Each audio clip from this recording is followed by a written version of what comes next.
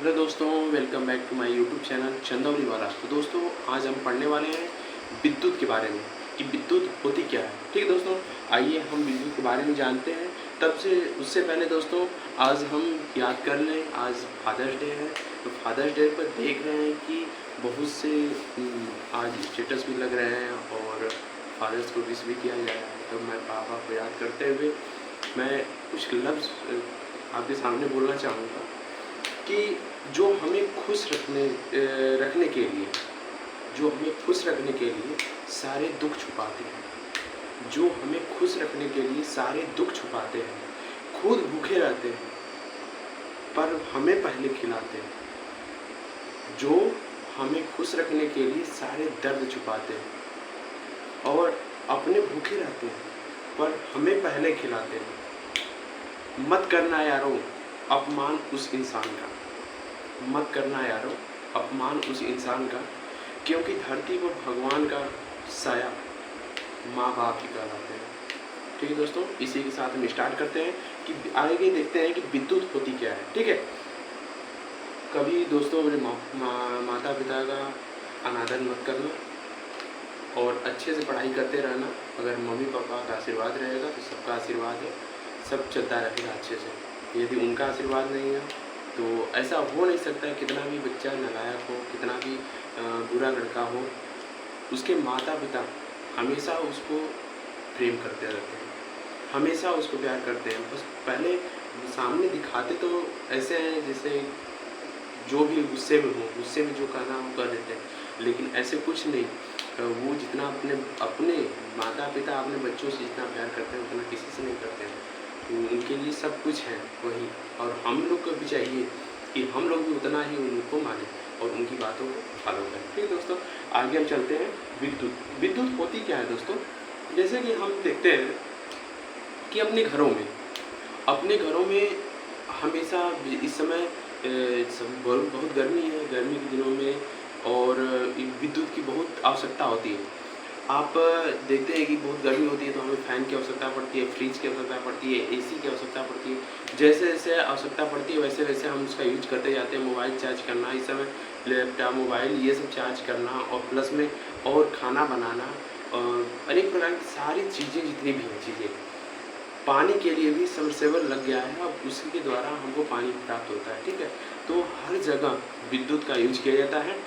विद्युत कैसे चलती है, क्या होता है? तो विद्युत क्या होता है दोस्तों, आइए हम देखते हैं कि जैसे मान लीजिए कोई पदार्थ है, ठीक है, सुचालक है, कोई कंडक्टर, ठीक है, सुचालक पदार्थ है, सुचालक पदार्थ है, वो उसका तार खींचा गया। पिछली कक्षा में हमने पढ़ा है कि सोना जो चालक होते हैं, सोना हो गया, चांदी हो गया, इसका पतला तार खींचा जाता है। और तांबा हो गया, तांबा आप देखे होंगे, तांबे का तार भी आता है, ठीक है, एल्युमिनियम का तार भी आता है। उसके द्वारा उसमें क्या होता है कि वो चालक होता है, ठीक है, वो चालक होता है, उसमें से इलेक्ट्रॉन प्रवाहित होता है। देखिए दोस्तों, यहाँ से मान लीजिए ये यहाँ इलेक्ट्रॉन है, जब इलेक्ट्रॉन इधर से इधर जाएगा, ठीक है, इलेक्ट्रॉन इधर से इधर जाएगा तो आवेश और विद्युत धारा इधर से इधर जाएगी। ठीक है, किस प्रकार से जाता है? ये छोटे छोटे पार्टिकल से मिलकर बने होते हैं। ये क्या होते हैं? ये पदार्थ है, ये छोटे छोटे पार्टिकल से मिलकर बने होते हैं। तो जब एक पदार्थ, एक इलेक्ट्रॉन जब इधर जाएगा तो दूसरे इलेक्ट्रॉन से मिलेगा, दूसरे इलेक्ट्रॉन से जैसे ही मिलेगा तो ये दूसरा इलेक्ट्रॉन तीसरे से मिलेगा, तीसरा चौथे ऐसे इस प्रकार से इतनी तेजी से प्रक्रिया होती है कि यहाँ से यहाँ तक बिजली आराम से प्रवाहित हो जाती है। ठीक है दोस्तों, इस प्रकार से विद्युत किसे कहते हैं? विद्युत आवेश के प्रवाह की दर को विद्युत धारा कहते हैं। ठीक है, आवेश, विद्युत धारा किसे कहते हैं? यहाँ पे लिख लीजिए विद्युत धारा। ठीक है, आवेश प्रवाह की दर को विद्युत धारा कहते हैं। ठीक है, इसको विद्युत धारा को I से इंडिकेट करते हैं। I बराबर Q/T। ये Q क्या है? Q आवेश है और T क्या है? समय। किसी समय Q आवेश प्रवाहित जब होता है, Q बराबर NE होता है। Q आवेश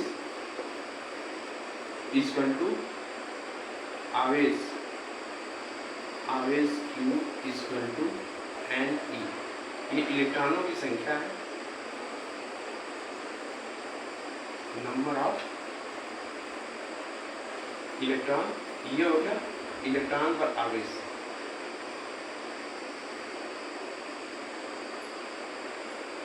चार्ज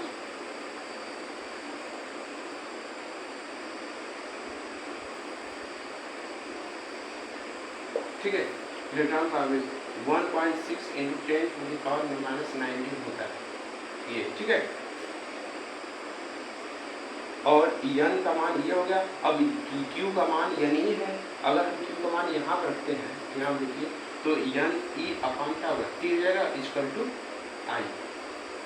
ये आवेश है, ठीक है। विद्युत धारा हो गई, विद्युत धारा I का मान n e अपान t। अगर मान लीजिए क्वेश्चन इसमें पूछता है, क्वेश्चन इस प्रकार से पूछता है इसमें कि मान लीजिए ये हो गया होगा आपका, तो इसको हम मिटा देते हैं, आगे चलते हैं। इसमें ये क्वेश्चन पूछता है कि माना किसी तार में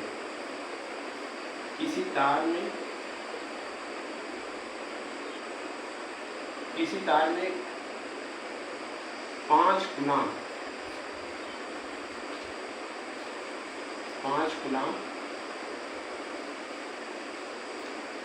चार्ज जो है प्रवाहित हो रहा है 30 सेकेंड में प्रवाहित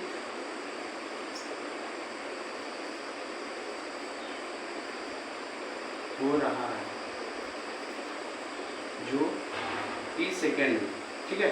30 सेकेंड में टी मान लीजिए कि टी जो दे दिया 2 सेकेंड, ठीक है। 2 सेकेंड में प्रवाहित हो रहा है। तो हमें पूछा है विद्युत धारा क्या होगी। विद्युत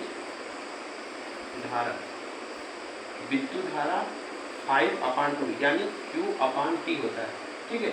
Q/T होगा तो 5/2 हो जाएगा, तो इक्वल टू 2.5 के करीब होता है, 2.5 एम्पियर। 2.5 एम्पियर विद्युत धारा का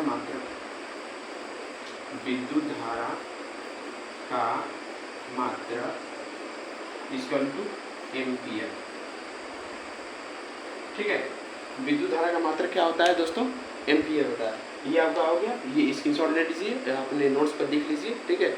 जब भी हमारा क्लास करने बैठिए आप लोग पेपर को, ये नोट्स अपना और पेन लेकर बैठिए, जिससे कि आपको जो भी इम्पोर्टेंट लगे उसको आप नोट करते जाइए, ठीक है दोस्तों। उसके बाद आता है मेरे फ्रेंड्स कि ये जब ये प्रवाहित होता है, जब एक स्थान से दूसरे स्थान तक ये प्रवाहित हो रहा है धारा, आवेश भी प्रवाहित हो रहा है एक स्थान दूसरे स्थान तक, तो इसमें 2 प्रकार के आते हैं, 2 प्रकार से इसको नियत करते हैं कि विद्युत धारा में एक विभव होता है और एक विभवांतर होता है, ठीक है। एक विभव होता है और एक होता है विभवांतर, ठीक है मेरे दोस्त। विभव क्या होता है, विभवांतर क्या होता है। तो विभव में ये होता है कि जब कोई आवेश इन्फिनिटी से, उसका पता नहीं कहाँ से, इन्फिनिटी से किसी विद्युत क्षेत्र में आए, तो उसको क्या कहते हैं, विभव, ठीक। विभव किसे कहते हैं, जब कोई Q कूलाम का आवेश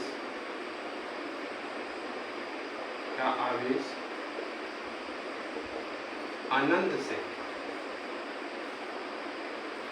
किसी विद्युत क्षेत्र में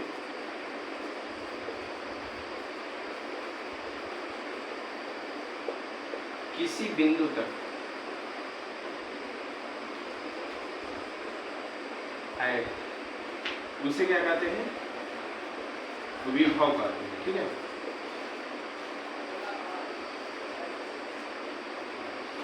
उसे क्या कहते हैं, विभव कहते हैं, ठीक है दोस्तों। अब विभवांतर भी सेम इसी प्रकार से होता है। विभवांतर भी कि ये जो है, जब कोई Q कूलाम का आवेश अनंत से किसी विद्युत क्षेत्र में आता है, तो उसमें उसके द्वारा किसी बिंदु तक आने में किया गया कार्य क्या कहलाता है, विभव कहलाता है, ठीक है। विभव तो V बराबर W अपान Q, V बराबर W अपान Q। ये क्या है? ये जूल है अपान, अब इसको क्या कहते हैं? वाट, वोल्ट, वोल्ट इसको कहते हैं वोल्ट, विभव। ठीक है, अब विभवांतर क्या होता है? इसको स्क्रीनशॉट ले लीजिएगा आप लोग दोस्तों। अब उसके आगे चलते हैं विभवांतर। ठीक है, विभवांतर में देखते हैं विभवांतर होता क्या है। तो विभवांतर में फ्रेंड्स, विभवांतर ये होता है जब कोई Q कूलाम का आवेश किसी बिंदु से दूसरे बिंदु तक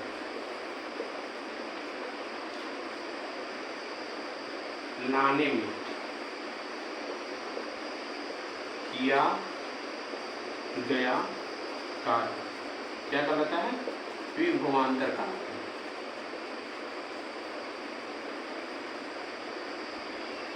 ठीक है, विभवांतर कहलाता है ये आपका। इसका भी मात्रक ये V equal to W upon Q होता है, इसका भी मात्रक वोल्ट होता है। ठीक है, इसका भी मात्रक वोल्ट होता है। W बराबर ये किया गया कार्य हो गया W और ये हो गया Q। अगर हम इसको चेंज करना चाहें तो V इक्वल टू W बराबर क्या होता है? W बराबर Fs भी होता है। ठीक है, और Q बराबर Ne होता है, तो Fs अपान Ne भी लिख सकते हैं इसको इस प्रकार से। तो इसके मतलब इस पर बहुत कम क्वेश्चन आता है, इस पर ज़्यादा क्वेश्चन आता है। जब मान लीजिए Q कूलाम आवेश, क्वेश्चन इस पर देखिए कैसे किस प्रकार से आता है, ये आप लोग ले लीजिए स्क्रीनशॉट। उसके आगे हम बढ़ते हैं। ठीक है, अब आगे बढ़ते हैं क्वेश्चन पे कि क्वेश्चन क्या पूछता है, किस प्रकार से। कि क्वेश्चन अगर आपको दे दिया कि माना 10 कूलाम का आवेश, 10 कूलाम के आवेश को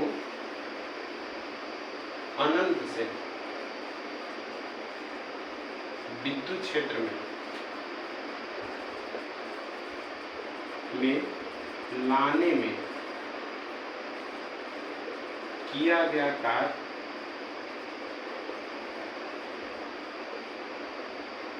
20 जूल है, तो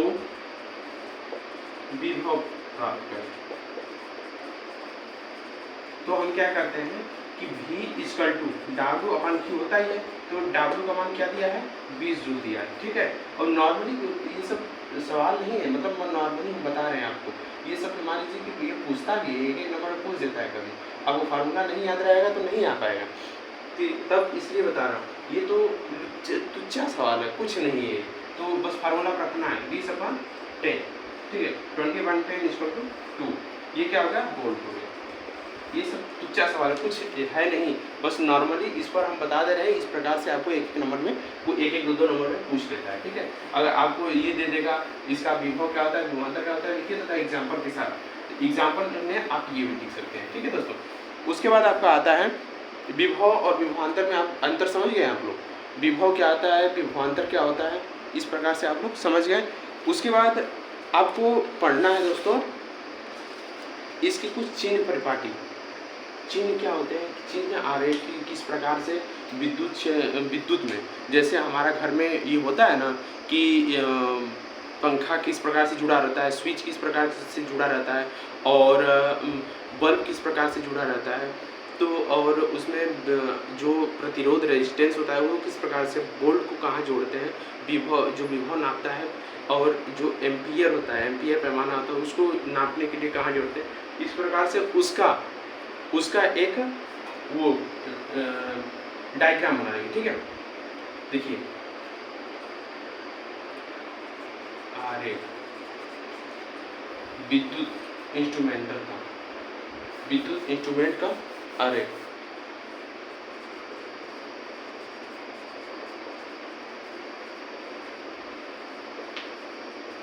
ठीक है, विद्युत परिपथ आरेख। जब हमें देखिए सबसे पहले क्या आता है कि हमको जब अपने घरों में जिस प्रकार से बैटरी लगती है, विद्युत सेल उसको कहते हैं, विद्युत सेल वो किस प्रकार से जोड़ा जाता है, तो उसका चिन्ह होता है ऐसे, ये प्लस होता है बड़ा वाला, ये माइनस होता है यहाँ से ऐसे, ठीक है। अब वही आपका रेजिस्टेंस आ गया, रेजिस्टेंस यानी प्रतिरोध को जोड़ना होता है तो इस प्रकार से जोड़ना होता है, प्रतिरोध इस प्रकार से रहता है, इस प्रकार से, ठीक है। और उसमें क्या होता है, विद्युत सेल हो गया, रेजिस्टेंस हो गया, स्विच इस प्रकार से जुड़ा रहता है, इस प्रकार से ऐसे, इस प्रकार, ठीक है। जब तारों की संधि होती है, कई तार आपस में मिलकर एक स्थान पर जुड़े होते हैं,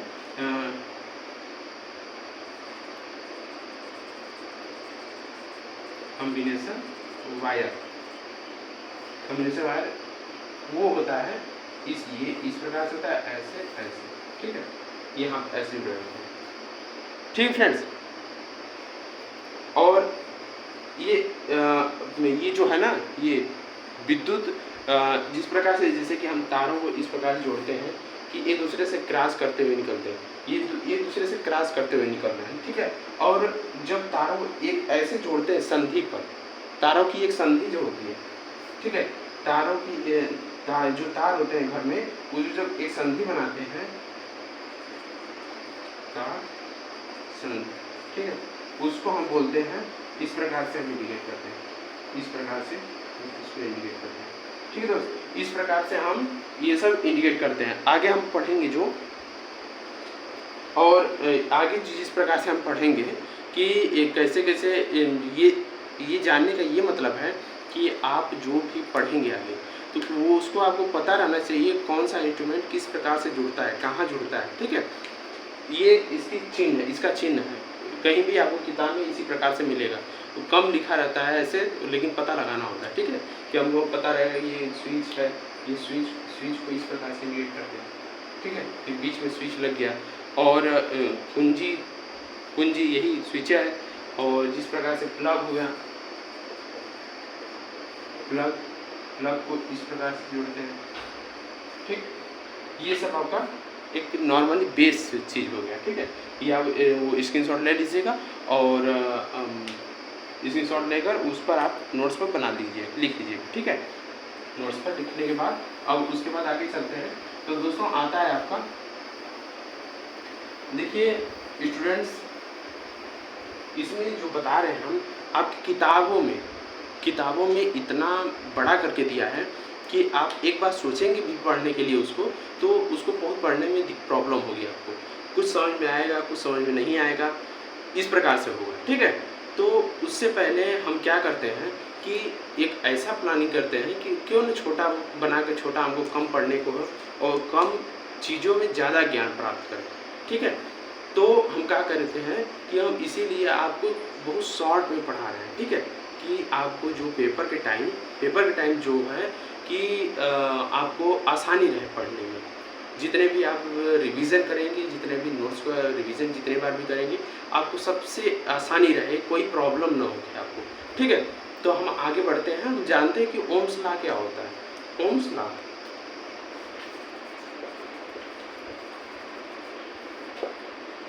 ये 1827 ईस्वी में एक जर्मन के वैज्ञानिक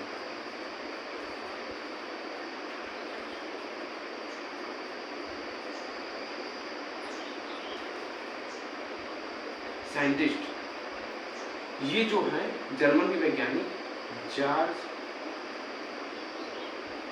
ओम, ये जो थे, ये इन्होंने बताया कि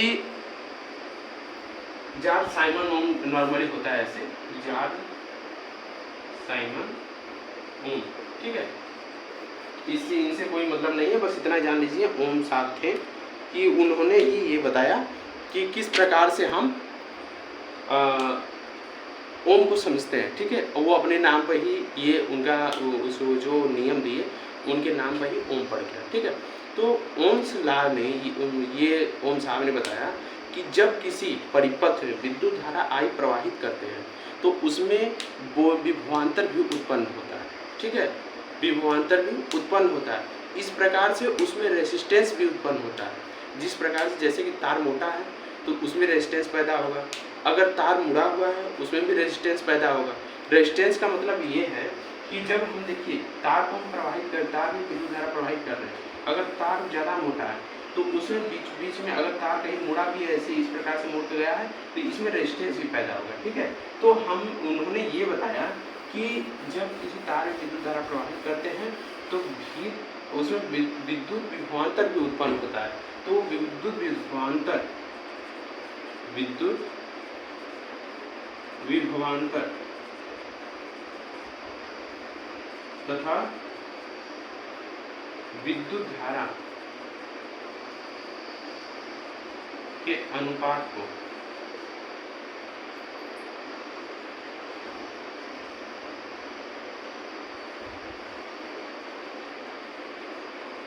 रेजिस्टेंस कहते हैं। ठीक है, रेजिस्टेंस मतलब प्रतिरोध कहते हैं। ठीक है, यह ओम सर ने बताया, R बराबर V अपान I होता है, इस प्रकार से V बराबर IR। ठीक है, V बराबर IR। यदि हम ये भी कर सकते हैं किसी परिपथ में एकांक आवेश प्रवाहित करने पर, एकांक विद्युत धारा 1 एम्पीयर की किसी परिपथ में 1 एम्पीयर की विद्युत धारा प्रवाहित करने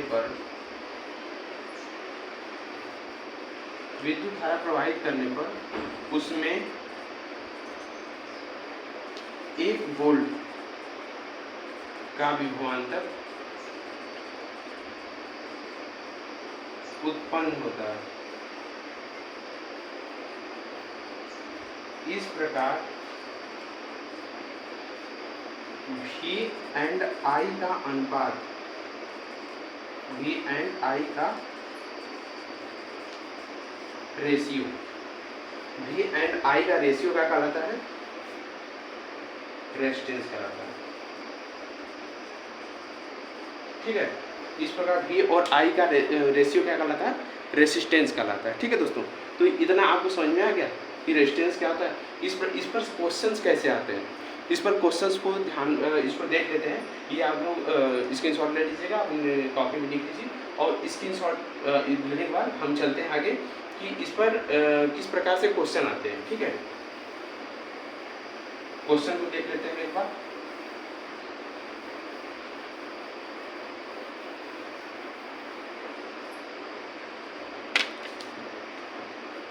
क्वेश्चन को देख लेते हैं। क्वेश्चन आता है कि जब किसी तार में 10 एम्पीयर की विद्युत धारा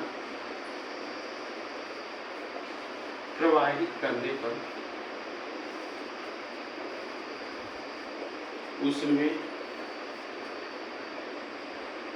5 वोल्ट का विभवांतर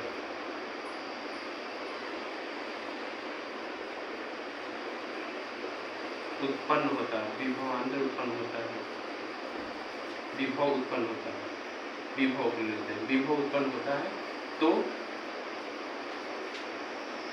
ओम के नियमानुसार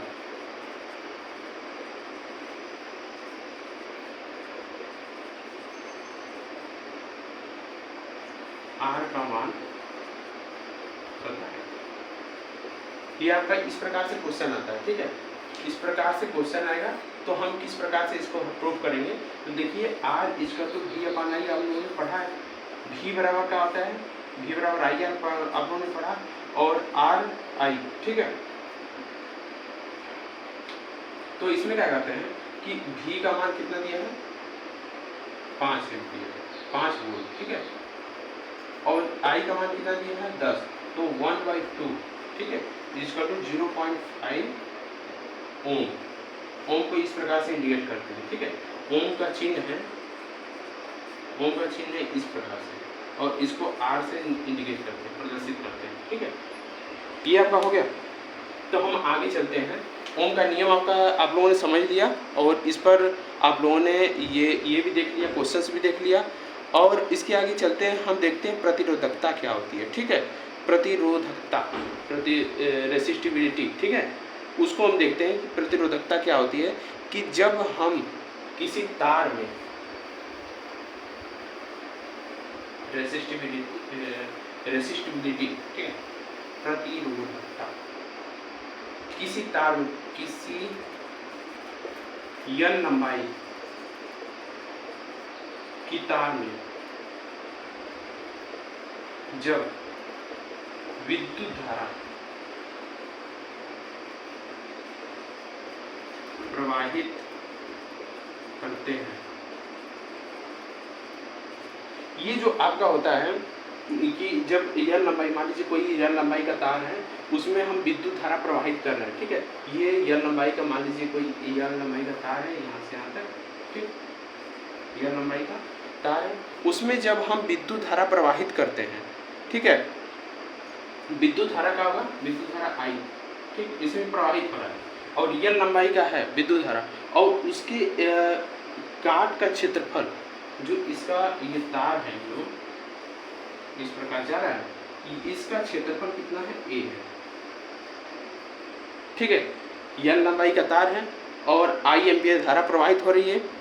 ठीक है, I एम्पियर की धारा प्रवाहित हो रही है, और A उसका उसकी तार का काट का क्षेत्रफल, उसके एक काट का क्षेत्रफल। तो हम इस पर से क्या ज्ञात करते हैं, प्रतिरोधकता। तो हम लोगों ने क्या पढ़ा, R इक्वल टू, R ये होता है R प्रोपोर्शनल L। ठीक है, जो लंबाई होती है वो रेजिस्टेंस के इक्वल होती है। ठीक, रेजिस्टेंस के समानुपाती होती, कर सकते हैं एक प्रकार से। जो L लंबाई इसकी होती है वो रेजिस्टेंस के समानुपाती होती है। ठीक है, और ये जो लंबाई तो होगी, और ये जो क्षेत्रफल है, क्षेत्रफल R प्रोपोर्शनल 1/A ये होता है। ठीक, तो हम दोनों को, समीकरण 1 हो गया और समीकरण 2 को जब हम आपस में मिलाते हैं तो क्या प्राप्त होता है, R प्रोपोर्शनल L/A। अब प्रोपोर्शनलिटी हटेगी जब R equal to row L/A, तो हम कर सकते हैं रो इक्वल टू RA/L, ये हमारा प्राप्त हुआ। ठीक है, रो है प्रतिरोधकता, इसी को हम प्रतिरोधकता कहते हैं। ठीक, ये आपका समझ में आ गया।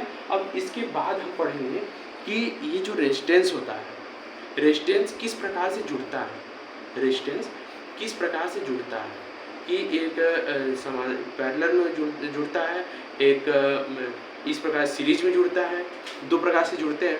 तो हम इसको देखेंगे किस प्रकार से रेजिस्टेंस को जोड़ सकते हैं किसी तार में।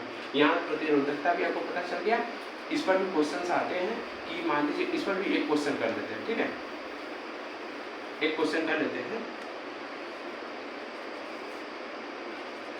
जब किसी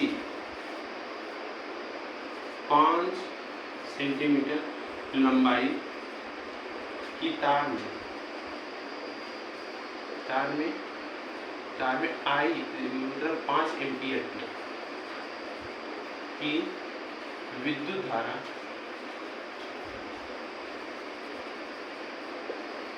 प्रवाहित करने पर उसके एक काट के क्षेत्रफल में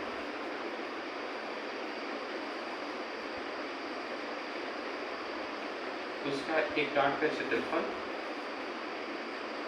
10 सेंटीमीटर स्क्वायर हो। ठीक है, इतना हो तो प्रतिरोधकता क्या है। ठीक है, प्रतिरोधकता को जाने क्या है, तो हम लोगों ने पढ़ा R equal to row L/A, और उसमें रेजिस्टेंस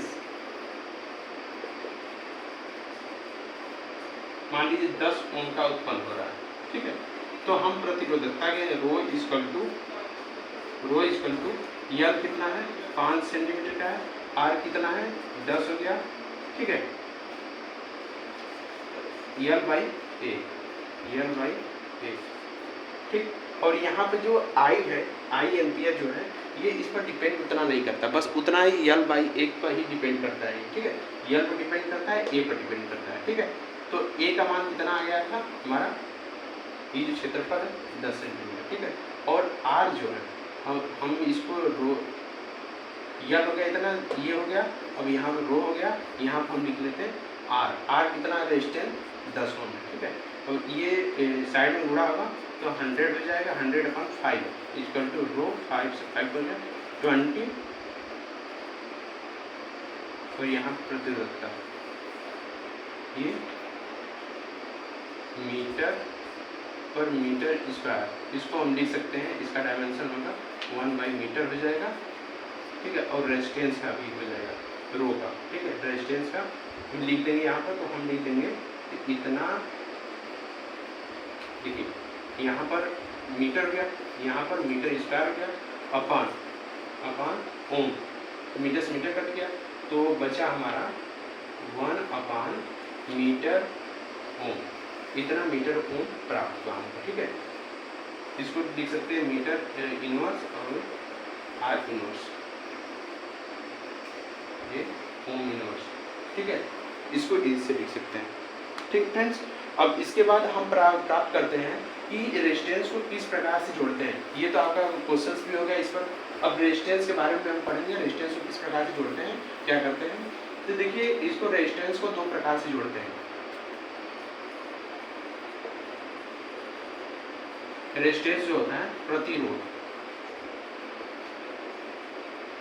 प्रतिरोध को 2 प्रकार से जोड़ा जाता है। एक सीरीज क्रम में, और दूसरा क्या होता है, पैरेलल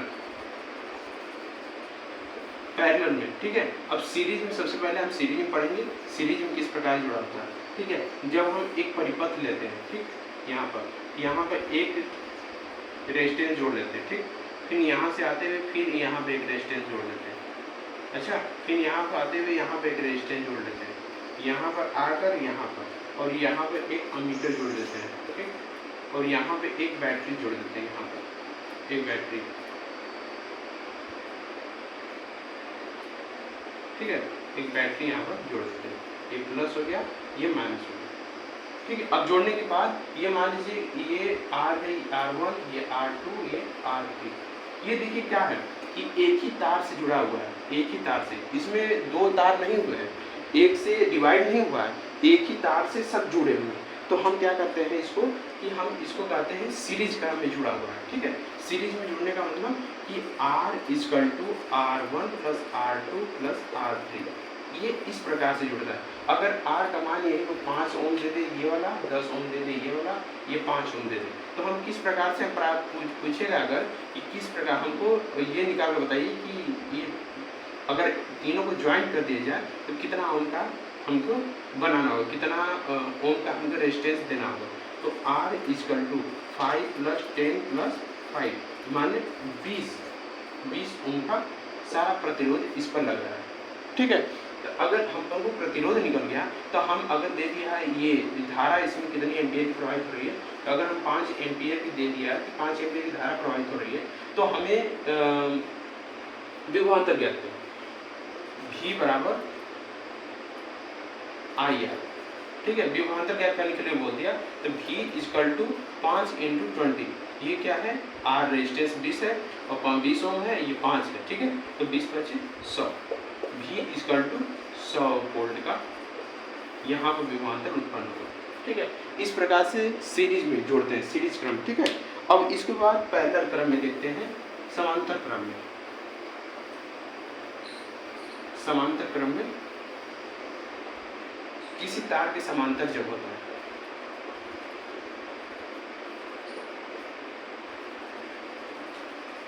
पैरेलल, ठीक है। जब हम देखते हैं कि एक परिपथ लेते हैं, एक परिपथ को, ठीक, यहाँ पर जोड़ लेते हैं, यहाँ से निकला, यहाँ निकला, हम यहाँ से 2 जोड़ लेते हैं, यहाँ से निकाल लिए, यहाँ से यहीं से, फिर उसके बाद ये जोड़ दिए, इसके बाद ये जोड़कर यहाँ पर रेजिस्टेंस, और यहाँ पर अमीटर लगा दिए, यहाँ पर बैटरी लगा दिए, ठीक, ये बैटरी लगा दिए, प्लस ये माइनस हो गया, अब यहाँ रेजिस्टेंस R1 है, यहाँ R2 है, यहाँ R3 है, ठीक है। रेजिस्टेंस यहाँ पर 3 प्रकार के हो गए कि R1, R2, R3 हो गए। अब हम क्या करते हैं, इसको पैरेलल क्रम में जोड़ना है, तो हम यहाँ से जोड़कर एक यहाँ से निकालिए, यहाँ से निकालने के बाद एक यहाँ से ऐसे निकालकर फिर उसको ऐसे जोड़ देंगे यहाँ से, ठीक। यहाँ से 2 तार निकल गए। और फिर हम क्या करते हैं, यहाँ से इसको यहाँ से जोड़ देते हैं। ये तो साफ हो गया कि यहाँ से तो रेजिस्टेंस है नहीं, तो अगर हम क्या करते हैं कि हम इसको यहाँ से भी निकाल कर और बीच में एक और जोड़ देते हैं यहाँ पर ऐसे। तो हम क्या किस प्रकार से निकालते हैं कि देखिए, सबसे पहले यहाँ से बैटरी से चलते हैं, यहाँ पर 2 हो गया, यहाँ पर 2 पार्ट में ये पट गया ना, तो एक ये तार हो गया, ये तार हो गया, यहाँ से ये तार चला गया, ठीक है। यहाँ इसको हटा दीजिए, तो इसी तार को लेकर एक ही तार निकल रहा है, यहाँ पर दूसरा तार हो गया, यहाँ पर दूसरा तार हो गया, ठीक। तो हम इसको क्या करते हैं कि इसको पैरेलल में जोड़ते हैं। R1 R2 हो गया, ये R3 हो गया और ये R4 हो गया, ठीक है। तो R1 और R2 को हम पैरेलल में जोड़ें। पैरेलल में जोड़ने के लिए क्या होता है, R equal to 1/R1 plus 1/R2 plus 1/R1/R, ठीक है। यहाँ तो ऐसे जोड़ता है, ठीक है। तो हम क्या करते हैं, मान लीजिए 5 ओम का दे दिया ये और 5 ओम का ये दिया, ये भी 5 ओम का है, ये भी 5 ओम, सब 5 ओम का दे दिया। तो हम इसको क्या करते हैं कि पैरेलल में जोड़ते हैं, ठीक है। R इक्वल टू 1/5 प्लस 1/5 इसको जोड़ लेते हैं, तो हमारा कितना आएगा, 2/5 आएगा। 1/4 R इक्वल टू कितना आएगा, 5/2 आएगा, ठीक है। 1/R होता है, 1/R equal to 1/R2 1/R2 1/R1 1/R2 1/R, ठीक है। और 1/R ये होता है 1/, फिर उसके बाद इस प्रकार से हम जोड़ लेते हैं। R का मान इतना आ गया आपका, ठीक है। ये दोनों एक ही में जुड़ जाएगा, देखिए। अब क्या होगा, इस प्रकार से गया है, अगर हम इसको जोड़ना चाहते हैं तो ये हो गया 5/2 का, और फिर यहाँ से निकला, ये जुड़ गया यहाँ पे, फिर ये निकला, इस प्रकार से ये यहाँ पे जुड़ा हुआ है, यहाँ से ये बैटरी जुड़ी हुई है यहाँ पे, ठीक, माइनस प्लस, और ये यहाँ से निकला, यहाँ पे एम्पियर लगा दिए, यहाँ से निकल के, ठीक, ये सीधा निकल गया, ठीक है।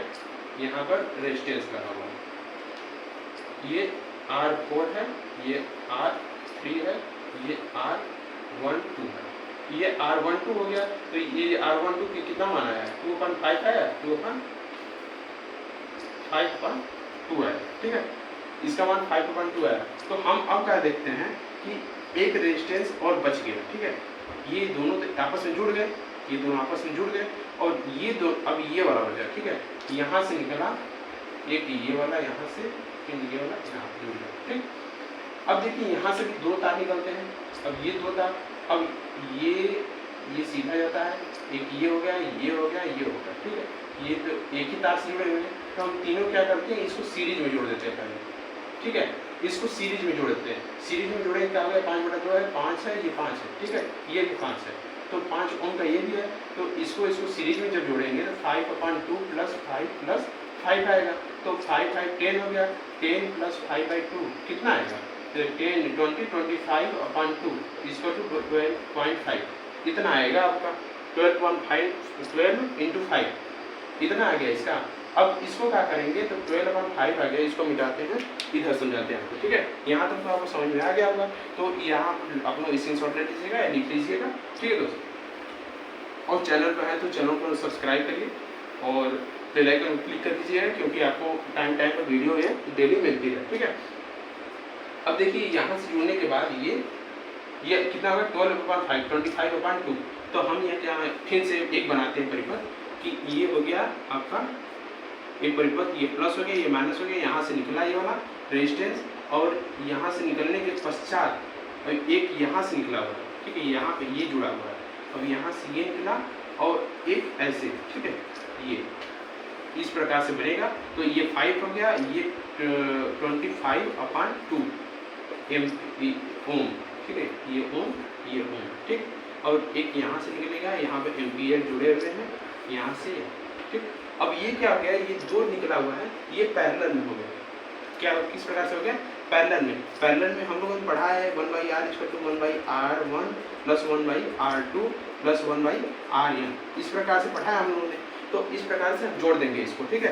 तो हम जोड़ेंगे तो 1/r इक्वल टू 1/5 प्लस 1/25/2, तो 25/2 ये ऊपर चला जाएगा, तो 1/5 प्लस 2/25 अब 1 यहाँ से देखते हैं ये, ठीक है।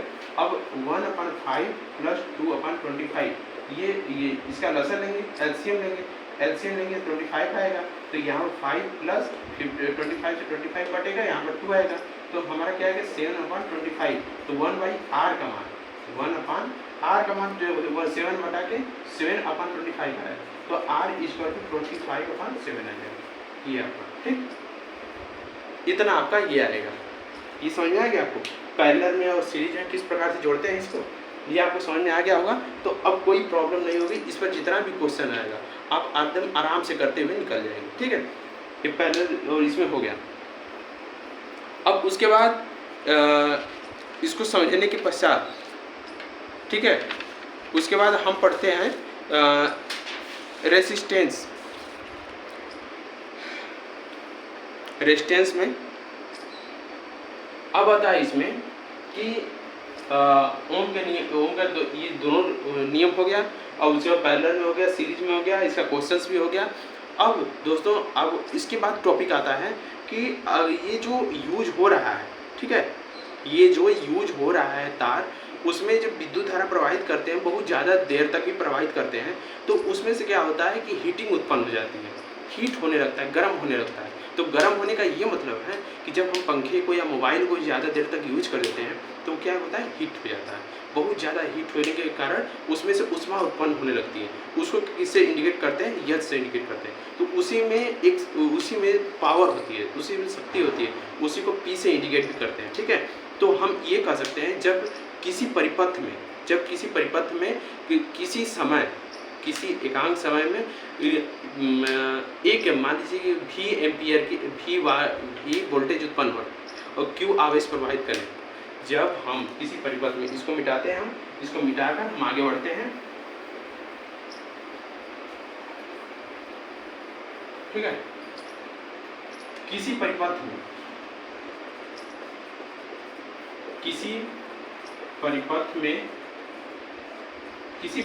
में Q कूलाम, किसी परिपथ में एकांक समय में t समय, मान लीजिए t समय में Q आवेश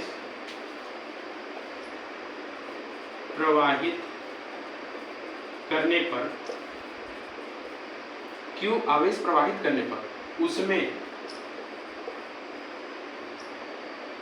जैसे उसमें V वोल्ट का विभव उत्पन्न होता है, ठीक है, विभव उत्पन्न होता है, तो हम ये कह सकते हैं कि P जो है P proportional V into Q और P प्रोपोर्शनल 1/T होता है, ठीक है। तो हम ये कह सकते हैं P proportional V into Q upon T, ठीक है। P equal to K V into Q upon T, तो P equal to K equal to 1 माना जाता है, K इक्वल टू 1 हो गया, V into Q upon T। ये आपका फार्मूला हो गया कि ये आपका फार्मूला है P equal to V into Q upon T। अब V का मान वहाँ पीछे क्या दिए थे हम, P इक्वल टू V का मान दिए थे, V बराबर IR होता है, ठीक है, V इक्वल टू IR दिए थे, तो IR का मान वहाँ पर रख दीजिए, IR इंटू क्या होगा Q अपॉन T। तो हम लिख सकते हैं P equal to IR Q upon T, ये आपका ये हो गया, ठीक है। अब इसका भी मान Q का भी मान रखेंगे तो ये नहीं हो जाएगा, इस प्रकार से फार्मूला थोड़ा सा बड़ा होगा। इससे बस यही समझ लीजिए कि ये जो V है इंटू Q अपॉन T, इसका में जो विभवांतर Q आवेश प्रवाहित करने पर जो भी विभवांतर उत्पन्न हो रहा है एकांक समय के लिए, तो उसमें वो क्या है, उसका शक्ति, ठीक है, उसका विद्युत धारा का तापीय प्रभाव उसी को कहते हैं, ठीक है। उसमें से जो ताप निकलता है, जो ऊष्मा निकलती है, उसी को कहते हैं, ठीक है। वो एक प्रकार से उसको हीटिंग, ये तो पावर हो गया ना P, और हीटिंग को यद से इंडिकेट करते हैं, ठीक है, यद से इंडिकेट करते हैं, उसको भी आइए देख लेते हैं।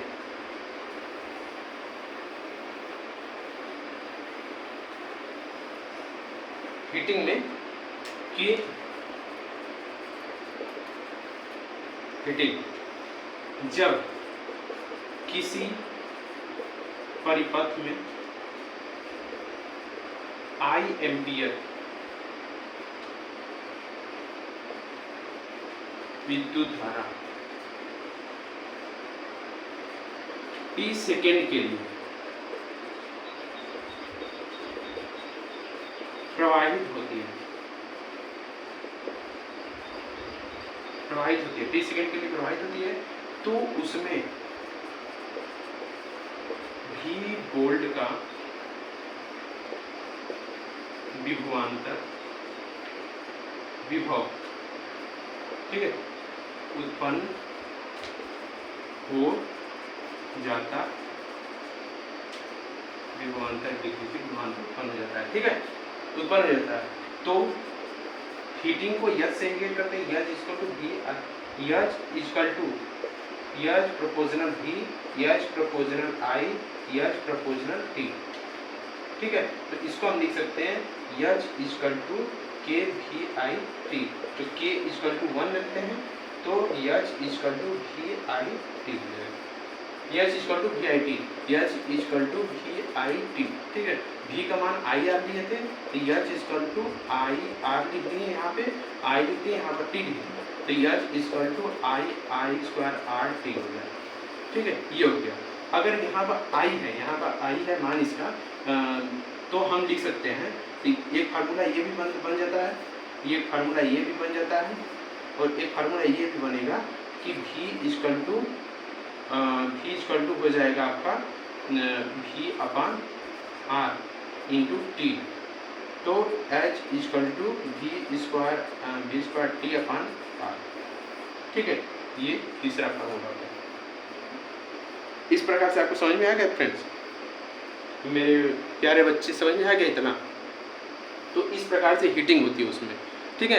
हीटिंग के बाद उसमें एक आता है शक्ति।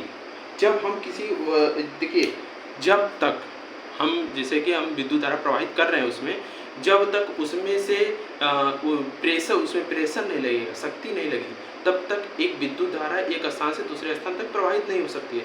जिस प्रकार से हम ये देखते हैं कि जब हम टंकी में पानी छत पर रखते हैं तो उसमें से क्या लगता है, प्रेशर लगता है, प्रेशर लगता है, तो प्रेशर लगेगा तो ऊपर से क्या होगा, वो पानी नीचे आएगा, ठीक है, ऊपर से प्रेशर लगेगा, नीचे गुरुत्वाकर्षण का प्रभाव, गुरुत्वाकर्षण है, गुरुत्व जो है वो खींचेगा उसको, तो नीचे आएगा। लेकिन ये विद्युत पर कोई गुरुत्वीय बल नहीं लगता है, बस ये क्या है कि उच्च से निम्न की ओर प्रवाहित होती है, ठीक है, इसमें ये उच्च वोल्टेज से निम्न वोल्टेज की ओर प्रवाहित होती है। तो इसमें हम क्या कर सकते हैं कि उसका एक प्रेशर, उस पर एक बल लगता है, उसको विद्युत शक्ति कहते हैं। विद्युत शक्ति को P से इंडिकेट करते हैं, ठीक है, विद्युत शक्ति को किससे इंडिकेट करते हैं, P से इंडिकेट करते हैं। P इस, देखिए, जब हम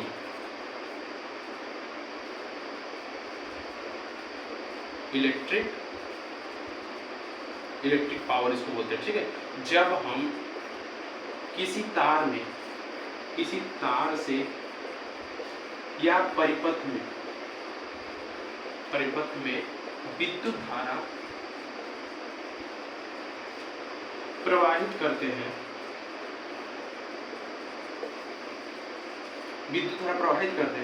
तो विद्युत धारा I प्रवाहित करते हैं, तो उसमें से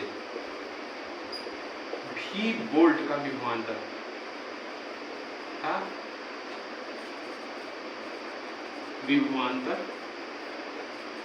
उत्पन्न होता है, ठीक है। V इक्वल टू, तो V वोल्ट का विभवांतर उत्पन्न होता है, तो हमें क्या पता करना है, पावर यानी शक्ति। तो शक्ति पता करना है, तो इसको क्या करते हैं, P proportional V, P proportional I होता है, ठीक है। तो P equal to k v आई, तो K को 1 मानने पर, K इक्वल टू 1 मानने पर P इक्वल टू वी आई हो जाएगा, ठीक है। तो हम वी आई का मान यहाँ पर रख देंगे, तो हम पीछे पढ़ रहे हैं कि V बराबर आई आर होता है, ठीक है, V बराबर आई आर होता है, P equal to i r into i, तो हम लिख सकते हैं P equal to i square r, ठीक है, ये प्रेशर हो गया। अगर हम यहीं पर I का मान रख दें, तो आई का मान रखते हैं तो v इक्वल टू आई का मान रखते हैं तो हम लोग को मिल जाएगा v बराबर आई आता है, आई का मान v upon I into R. तो हम लिख सकते हैं v equal to V R upon I. तो हम इससे ये काट देंगे तो आई इक्वल टू आर बराबर 0 हो जाएगा, इसको हटा देंगे। ठीक है, इसका भी मान रखकर हम निकाल सकते हैं, इसका भी मान आई का भी मान रखकर हम निकाल सकते हैं। तो हम इस पर एक क्वेश्चन भी देख लेते हैं, किस प्रकार से ये प्रेशर शक्ति को पूछता है। ठीक है, जब हम किसी घर में जिस प्रकार से इस समय मीटर लग रहा है, आप लोग देख पा रहे हैं ना, मीटर लग रहा है, तो मीटर लगने पर क्या हो रहा है कि उस पर ये पता चल रहा है कि इतने घंटा यूज हो रहा है, इतने दिनों के बाद यूज हो रहा है, आपको महीना जमा करना होगा। ठीक है, तो उसमें क्या होता है कि जो कितना वाट खर्चा हो रहा है बिजली और कितना दिन खर्चा हो रहा है और कितना समय खर्चा हो रहा है, उसको हम उसमें कैलकुलेट करके और उसको हम पता कर सकते हैं कि कितना हमारा खर्चा हुआ बिजली, वो पता करके वो आता है विद्युत वाले आते हैं, वो बिजली विभाग वाले, वो आराम से पैसा आपका ले जाते हैं कि किस प्रकार से आप यूज कर रहे हैं, आप फ्रिज चला रहे हैं, कूलर चला रहे हैं, क्या चला रहे हैं। ठीक है,